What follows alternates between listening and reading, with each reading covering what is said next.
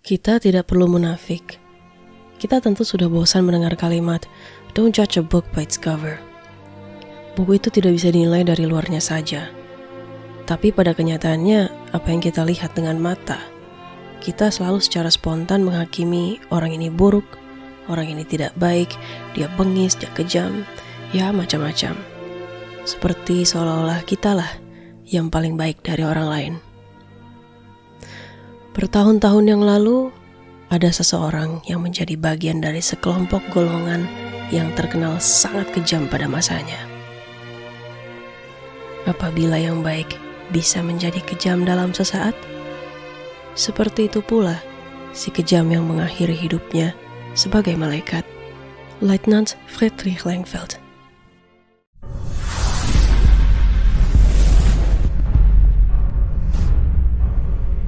7 Oktober 1994.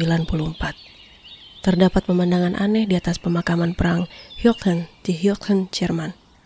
Pemakaman ini adalah rumah terakhir dari 3001 jenazah yang kebanyakan berkebangsaan Jerman dan sebagian besarnya dari Perang Dunia Kedua. Oleh karena itu, sangat umum untuk melihat orang Jerman berkumpul di sana untuk menghormati kematian mereka.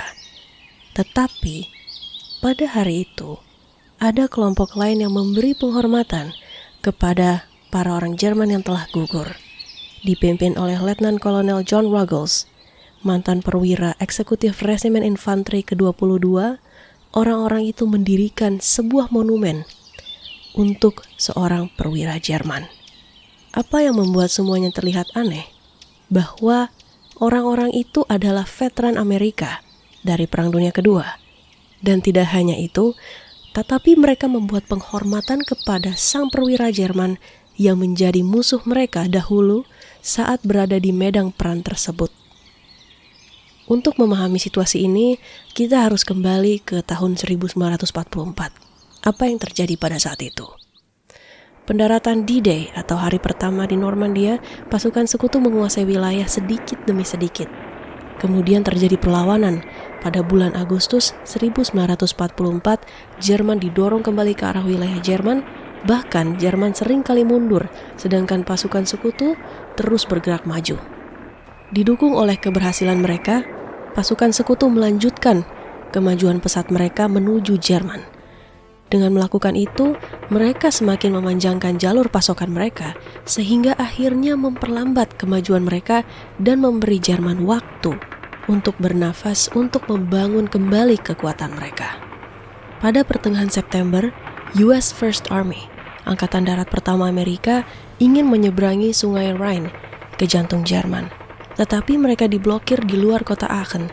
Pada bulan Oktober, Divisi Infanteri Pertama Amerika Serikat tiba untuk mendukung Korps 19 dan Korps 7 untuk mengepung kota yang masih menolak untuk menyerah. Pada tanggal 4 November, Amerika mundur ke Kommerscheid di mana mereka mendorong musuh kembali. Mereka kembali menyerang Schmidt dan pertempuran berlanjut hingga 10 November ketika mereka terpaksa mundur. Leutnant Friedrich Langfeld dalam Divisi Infanteri ke-275 menjadi Komandan Kompi kedua ketika Komandan Kompinya meninggal pada bulan Oktober. Mereka berada di Vosnak antara Schmidt dan Hürtgen, berjuang mati-matian untuk menyelamatkan kota dengan divisi panser ke-116 yang pada akhirnya berhasil mengusir Amerika dan memaksa Amerika untuk mundur. Ada juga kekhawatiran tentang bendungan Ruhr.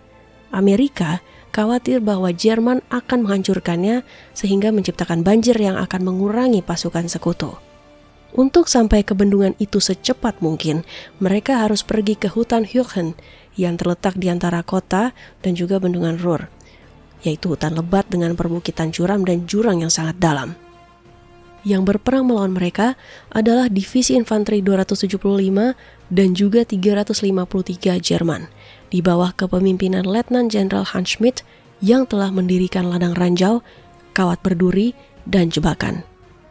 Mereka juga menggunakan bunker yang melayani garis Siegfried, serangkaian pertahanan di sepanjang perbatasan barat Jerman yang dibangun antara tahun 1936 hingga tahun 1939. Dan kemudian setelah itu ditinggalkan selama kurang lebih 4 tahun. dan kemudian Allah mengambil alih dan memberikan bunker Jerman tersebut kamuflase yang hampir sempurna. Para tentara Jerman mereka tahu medannya dengan sangat baik. Beberapa dari mereka bahkan datang dari desa-desa terdekat dan berada di sana terlebih dahulu sehingga mampu mempersiapkan pertahanan mereka. Meskipun sekutu lebih unggul di udara, tumbuh-tumbuhan di hutan yang lebat hampir meniadakan keuntungan mereka karena pilot tidak dapat mengidentifikasi target musuh. Jadi sementara Jerman kalah jumlah 5-1, namun peluang yang ada dapat menguntungkan mereka. Bunker tersebut berada di samping ladang ranjau yang oleh Jerman diserbut Wildsau. Dan meskipun kondisi bunkernya sudah kurang baik, namun bunker tersebut memberikan tempat berlindung dari ranjau-ranjau darat. Keesokan harinya, Langfeld kehilangan 2 orang dari tembakan penembak jitu. Jadi kemudian mereka bersiap untuk memberikan serangan berikutnya. Kemudian pada malam itu, infanteri ke-12 Amerika Serikat merebut pertahanan Jerman menyebabkan Langfeld kehilangan lebih banyak orang. Namun akhirnya melancarkan serangan balik dan berhasil mengusir Amerika keesokan harinya. Ketika Amerika mundur, salah satu dari mereka berlari langsung ke Wildsau. Pada tanggal 19 September, Resimen Infanteri ke-60 Amerika Serikat melakukan penyerangan pertama mereka ke dalam hutan, tetapi dipukul mundur. Mereka telah menderita sekitar 4.500 korban pada 16 Oktober ketika Divisi Infanteri ke-28 AS bergabung dengan mereka. Divisi Infanteri ke-28 melancarkan serangan besar-besaran ke posisi Jerman pada 2 November dan merebut kota Schmidt keesokan harinya sebelum mereka diusir oleh serangan balik yang kuat dari Jerman. Pada tanggal 3 November, Divisi Panzer ke-116 Greyhound merebut kembali pertahanan depan di antara Schmidt dan Hürtgen. Pada 4 November, serangan balik oleh Angkatan Bersenjata Amerika dimulai. Pertempuran sengit terjadi di daerah antara Vosnak dan Schmidt, disertai dengan serangan artileri dan pertempuran tank. Korps Udara Angkatan Darat Amerika Serikat mengambil bagian dalam pertempuran darat karena keunggulan udaranya, tetapi harus menghentikan dukungan udara karena cuaca yang sangat buruk.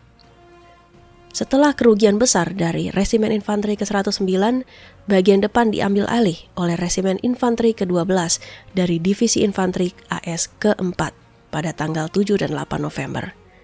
Letnan Jerman Langfeld dan utusannya Hubert Gies memimpin patroli ke pos terdepan Amerika yang belum dikuasai kembali oleh Angkatan Darat Amerika Serikat.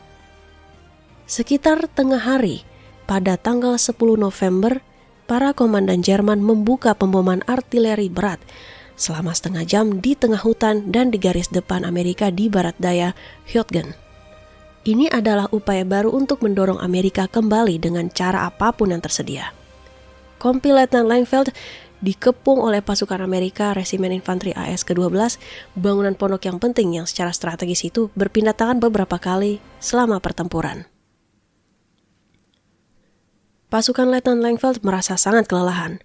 Pasukan mereka telah hancur dan mereka yang selamat tidak mandi selama berhari-hari. Semua orang menderita serangan kutu, kelaparan, kekurangan gizi, dan kedinginan yang sangat parah serta lembab karena salju dan hujan. Mereka telah memperebutkan bangunan pondok seorang pengembara hutan di sebelah selatan tempat pemakaman perang Hürtgen sekarang berdiri. Pada saat itu, bangunan pondok tersebut telah digunakan sebagai tempat berlindung oleh kedua belah pihak tergantung pada siapa yang sedang menguasainya. Pada malam tanggal 12 November, pasukan Amerika secara singkat merebut kembali bangunan pondok perlindungan itu, tetapi dipukul mundur oleh Jerman pada dini hari. Pada pagi hari tanggal 12 November 1944, tentara Jerman mendengar teriakan untuk meminta bantuan dan jeritan kesakitan dari ladang ranjau Wildsau. Itu adalah seorang tentara Amerika yang terluka yang meminta bantuan di tanggul jalan timur di tengah-tengah tanah yang tak bertuan itu di antara garis depan. Meskipun terluka parah, orang Amerika itu selamat dan mulai meminta bantuan. Di samping ladang ranjau ada jalan aman yang dijaga oleh senapan mesin Jerman. Letnan Jerman Langfeld memerintahkan Hubert Gies, seorang penembak dan pemegang alat komunikasi, untuk pergi ke penembak dan menyuruhnya untuk tidak menembaki orang Amerika manapun yang datang untuk menyelamatkan pria itu. Berjam-jam telah berlalu, namun tidak ada yang datang untuk menyelamatkannya. Mungkin karena orang Amerika percaya bahwa dia sudah mati, atau karena Amerika telah mundur dalam kekacauan tersebut. Tidak dapat menerima tangisan pria itu lebih lama lagi, Langfeld memutuskan untuk melakukan penyelamatannya sendiri. Bangunan tempat mereka berlindung itu terletak di samping jalan yang dilindungi dengan ranjau anti-tank yang telah ditempatkan oleh pasukan Jerman, dan tentu saja mereka sangat mengetahui lokasinya dengan baik. Sekitar pukul 10.30, Langfeld memimpin tim petugas medis dengan menggunakan simbol Red Cross atau palang merah di samping jalan, melewati ranjau anti-tank sampai akhirnya dia berada di seberang tentara Amerika itu. Lokasi yang relatif mudah untuk dilihat. Ketika Langfeld menyeberang jalan menghampiri orang Amerika yang terluka parah itu, dia menginjak sebuah ranjau dan ranjau itu meledakkannya seketika. Mereka dengan cepat membawa Langfeld kembali ke tempat perlindungan, tetapi sudah terlambat. Ada 2 lubang yang dalam di punggungnya dan dia menderita luka dalam yang sangat serius. Mereka berhasil membawa Langfeld ke stasiun pertolongan pertama di Freudsheim, di mana dia meninggal pada malam itu juga. Friedrich Langfeld beristirahat di pemakaman perang Düren-Rosdorf. Identitas tentara Amerika masih belum diketahui, namun beberapa sumber mengatakan bahwa tentara Amerika tersebut selamat dan berhasil kembali ke garis pertahanan Amerika sebelum wilayah tersebut diambil alih kembali oleh Jerman pada 13 November 1944. Pertempuran hutan Hütgen adalah salah satu pertempuran terpanjang yang terjadi dalam Perang Dunia Kedua yang berlangsung dari September 1944 hingga Februari 1945 dengan mengorbankan sekitar 33.000 nyawa orang Amerika dan sekitar 28.000 orang Jerman. Meskipun demikian, Ruggles merasa terdorong untuk menghormati kepahlawanan Langfeld selama peringatan ke-50 tahun pertempuran itu. Dan itulah mengapa para veteran dari masyarakat infanteri AS ke-22 mendirikan sebuah monumen untuk menghormati letnan Jerman itu di pemakaman. Pada monumen tersebut tertera kalimat yang bunyinya seperti ini. Niemand hat größere Liebe, als wer sein Leben hingibt für seinen Feind.